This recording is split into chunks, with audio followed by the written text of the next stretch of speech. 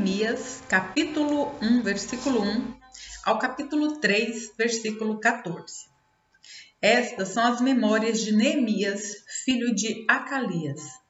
No mês de Quisleu, no 20º ano do reinado do rei Artaxerxes, eu estava na fortaleza de Suzã. Anani, um de meus irmãos, veio me visitar com alguns homens que havia chegado de Judá. Perguntei-lhes a respeito dos judeus que haviam regressado do cativeiro e da situação em Jerusalém. Eles responderam: as coisas não vão bem para os que regressaram à província de Judá. Eles estão passando por dificuldades e humilhações. O muro de Jerusalém foi derrubado e suas portas foram destruídas pelo fogo. Quando ouvi isso, sentei-me e chorei. Durante alguns dias, lamentei, jejuei e orei ao Deus dos céus. Então disse: ó Senhor, Deus dos céus, Deus grande e temível, que guardas tua aliança de amor leal para com os que te amam e obedecem a teus mandamentos. Ouve minha oração. Olha do alto e vê que oro noite e dia por teu povo Israel. Confesso que temos pecado contra ti. Sim, minha própria família e eu temos pecado. Temos pecado terrivelmente contra ti. Não temos obedecido a teus mandamentos, decretos e estatutos, que nos deste por meio do teu servo Moisés. Por favor, lembra-te do que disseste a teu servo Moisés.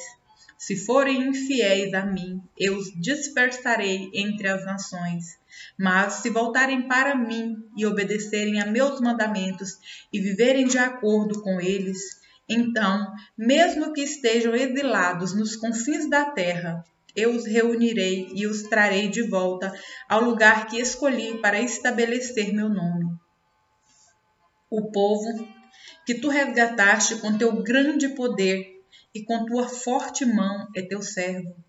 Ó Senhor, por favor, ouve a oração deste teu servo, ouve as orações de teus servos que se agradam em te honrar. Peço que me concedas êxito hoje e que o rei me seja favorável. Nesse tempo eu era copeiro do rei. No mês de Nisan, no 20º ano do reinado do rei Artaxerxes, eu estava servindo vinho ao rei. Nunca eu tinha estado triste em sua presença. O rei me perguntou: por que está com o rosto tão triste? Você não parece doente. Deve estar profundamente angustiado. Fiquei com muito medo, mas respondi: que o rei viva para sempre. Como meu rosto não pareceria triste? A cidade onde estão sepultados meus antepassados está em ruínas e suas portas foram destruídas pelo fogo. O que você deseja que eu faça? Perguntou o rei. Depois de orar ao Deus dos céus, respondi: se lhe parecer bem e se o rei for favorável a mim, seu servo, peço que me envie ajudar para reconstruir a cidade onde meus antepassados estão sepultados. O rei, com a rainha sentada ao seu lado, perguntou: quanto tempo você ficará ausente? Quando voltará? Respondi ao rei quanto tempo ficaria ausente e ele atendeu a meu pedido. Disse também: se lhe parecer bem, gostaria que o rei me desse cartas para levar aos governadores da província a oeste do rio Eufrates, com instruções para que eles permitam que eu viaje em segurança por seus territórios até chegar a Judá. Peço ainda que o rei me dê uma carta para levar a Asaf, administrador da floresta real, com instruções para que me forneça madeira. Precisarei desse material para as vigas das portas da fortaleza, junto ao templo, para o muro da cidade e para minha própria casa. O rei atendeu a esses pedidos, pois a bondosa mão de Deus estava sobre mim. Fui aos governadores da província a oeste do rio Eufrates e lhes entreguei as cartas do rei. Além disso, o rei enviou oficiais do exército e cavaleiros para me protegerem. Mas, Quando Sambalate, o horonita, e Tobias, o oficial amonita, souberam de minha chegada, ficaram muito irritados, porque alguém veio promover o bem dos israelitas. Assim, cheguei a Jerusalém. 3 dias depois, saí discretamente durante a noite, levando comigo uns poucos homens. Não havia contado a ninguém os planos para Jerusalém que Deus tinha colocado em meu coração. Não levamos nenhum animal de carga além daquele que eu montava. Depois que escureceu, saí pela porta do vale, passei pelo poço do Chacal e fui até a porta do esterco para inspecionar o muro de Jerusalém, o que tinha sido derrubado e as portas que haviam sido destruídas pelo fogo. Em seguida, fui à porta da fonte e ao tanque do rei, mas, por causa do entulho, não havia espaço para meu animal passar. Por isso, embora ainda estivesse escuro, subi pelo vale de Cedron e inspecionei os muros ali, antes de voltar e entrar de novo pela porta do vale. Os oficiais da cidade não sabiam aonde eu tinha ido, nem o que estava fazendo, pois não havia contado meus planos a ninguém. Ainda não tinha falado com os líderes judeus, os sacerdotes, os nobres, os oficiais e outros que realizariam o trabalho. Mas, então eu lhes disse: vocês sabem muito bem da terrível situação em que estamos. Jerusalém está em ruínas e suas portas foram derrubadas, foram destruídas pelo fogo.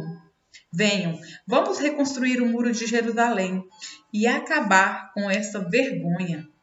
Então lhes contei como a mão de Deus tinha estado sobre mim e lhes relatei minha conversa com o rei. Eles responderam: sim, vamos reconstruir o muro. E ficaram animados para realizar esta obra. Mas, quando Sambalate, o horonita, Tobias, o oficial amonita e Gesem, o árabe, souberam de nosso plano, zombaram de nós com desprezo e perguntaram: o que estão fazendo? Estão rebelando contra o rei? Eu lhes respondi: o Deus do céu nos dará êxito. Nós, seus servos, começaremos a reconstruir este muro. Vocês, porém, não têm nenhuma parte, nenhum direito legal ou histórico sobre Jerusalém. Então, o sumo sacerdote Eliasibe e os outros sacerdotes começaram a reconstruir a porta das ovelhas. Eles a consagraram, colocaram as portas no lugar e reconstruíram o muro até a torre do Sem, que também consagraram, e até a torre de Ananel. Os habitantes da cidade de Jericó trabalharam ao lado deles, e mais adiante estava Zacur, filho de Inri. A porta do peixe foi construída pelos filhos de Asenaá. Colocaram as vigas, levantaram as portas e puseram os ferrolhos e as trancas. Meremote, filho de Urias e neto de Acós, consertou o trecho seguinte do muro. Ao seu lado estava Mesulão, filho de Berequias e neto de Mesesabel. E, mais adiante, Zadok, filho de Baanã. Os habitantes de Tecoa consertaram o trecho seguinte, embora seus líderes se recusassem a trabalhar com os supervisores da construção. Os reparos da porta antiga foram realizados por Joiada, filho de Padeia, e por Mesulão, filho de Besodias. Colocaram as vigas, levantaram as portas e puseram os ferrolhos e as trancas. Ao lado deles estavam Melatias, de Gibeon, Jadom, de Meronote, homens de Gibeon e homens de Mispá, cidade sob a autoridade do governador da província a oeste do rio Eufrates. Uziel, filho de Araías, ourives de profissão, consertou o trecho seguinte, e mais adiante estava Ananias, fabricante de perfumes. Reconstruíram Jerusalém até o muro largo. Refaías, filho de Ur, governador de metade do distrito de Jerusalém, trabalhou ao lado deles no muro. No trecho seguinte, Gedaías, filho de Arumaf, consertou o muro em frente de sua própria casa, e ao lado dele estava Atos, filho de Azabneias. Em seguida vinham Malquias, filho de Arim, e Assub, filho de Paate-Moabe, que consertaram outra parte do muro e a torre dos fornos. Alum, filho de Alores, e as filhas dele consertaram o trecho seguinte. Salum era governador da outra metade do distrito de Jerusalém. Os reparos da porta do vale foram realizados pelos habitantes de Zanoa, sob a liderança de Anum. Levantaram as portas e puseram os ferrolhos e as trancas. Também consertaram os 450 metros seguintes do muro até a porta do esterco. Os reparos da porta do esterco foram realizados por Malquias, filho de Recabe, governador do distrito de Bate-Aquerem.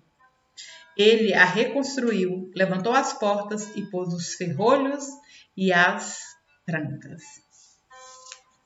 1 Coríntios, capítulo 7, versículos 1 ao 24. Agora, quanto às perguntas que vocês me fizeram em sua carta, digo que é bom que o homem não toque em mulher. Mas uma vez que há tanta imoralidade sexual, cada homem deve ter sua própria esposa e cada mulher seu próprio marido. O marido deve satisfazer as necessidades conjugais de sua esposa, e a esposa deve fazer o mesmo por seu marido. A esposa não tem autoridade sobre seu corpo, mas sim o marido. Da mesma forma, não é o marido que tem autoridade sobre seu corpo, mas sim a esposa.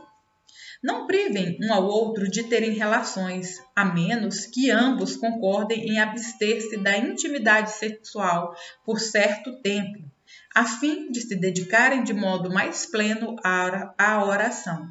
Depois disso, unam-se novamente, para que Satanás não os tente por causa de sua falta de domínio próprio.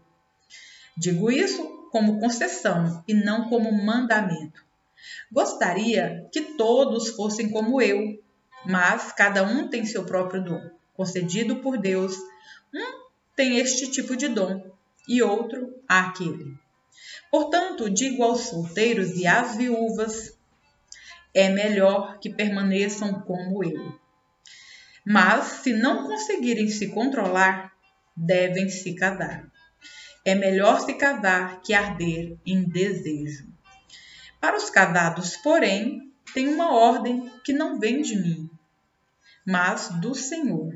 A esposa não deve se separar do marido, mas, se o fizer, que permaneça solteira, ou se reconcilie com ele. E o marido não deve se separar da esposa. Agora me dirijo aos demais, embora o Senhor não tenha dado instrução específica a respeito. Se um irmão for casado com uma mulher descrente e ela estiver disposta a continuar vivendo com ele, não se separe dela. E se uma irmã for casada com um homem descrente e ele estiver disposto a continuar vivendo com ela, não se separe dele. Pois o marido descrente é santificado pela esposa e a esposa descrente é santificada pelo marido. Do contrário, os filhos seriam impuros, mas eles são santos. Se, porém, o cônjuge descrente insistir em se separar, deixe-o ir.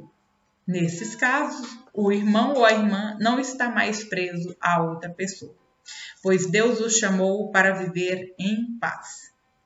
Você, esposa, como sabe que seu marido poderia ser salvo por sua causa? E você, marido, como sabe que sua esposa poderia ser salva por sua causa? Cada um continue a viver na situação em que o Senhor o colocou, e cada um permaneça como estava quando Deus o chamou. Essa é minha regra para todas as igrejas. Se um homem for circuncidado antes de crer, não deve tentar mudar sua condição. E se um homem não foi circuncidado antes de crer, não deve ser agora, pois não faz diferença se ele foi circuncidado ou não. O importante é que obedeça aos mandamentos de Deus. Se cada um permanecer como estava quando Deus o chamou, sim, cada um deve permanecer como estava quando Deus o chamou. Você foi chamado sendo escravo? Não deixe que isso o preocupe, mas se tiver a oportunidade de ficar livre, aproveite-a. E se você era escravo quando o Senhor o chamou, agora é livre no Senhor. E se você era livre quando o Senhor o chamou, agora é escravo de Cristo.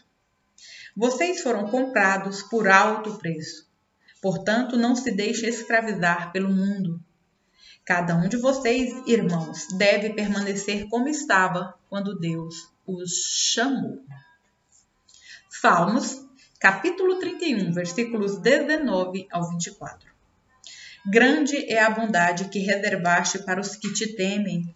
Tu a concedeste aos que em ti se refugiam, e os abençoas à vista de todos. Tu os escondes em tua presença, a salvo de todos que contra eles conspiram. Tu os proteges num abrigo, longe das línguas acusadoras. Louvado seja o Senhor, pois ele me mostrou as maravilhas de seu amor.